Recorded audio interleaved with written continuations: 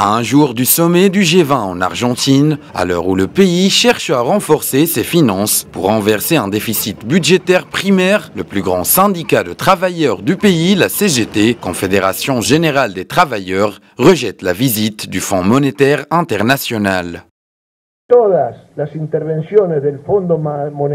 À l'échelle planétaire, aucune des interventions du Fonds monétaire international n'a jamais donné de résultat. Si l'on considère le cas le plus récent, celui de la Grèce, malgré plusieurs années d'ajustement, il continue de faire l'objet de programmes d'ajustement structurel. Certes, en Argentine, il y a des secteurs dominants qui trouvent un soutien dans les mots du président. Mais finalement, si le FMI est venu chercher un consensus social, ils doivent savoir qu'ils n'auront pas le soutien de notre confédération.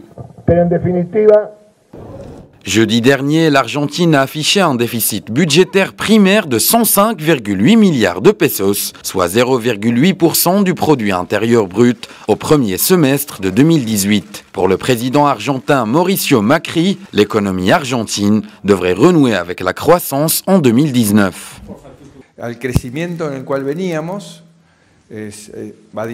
L'objectif est de faire baisser l'inflation. Le plan que nous avons présenté et qui fait partie de l'accord avec le fonds va dans ce sens. D'ici l'an prochain, l'inflation que nous avons connue baissera de 10 points. Pour le moment, c'est notre objectif majeur.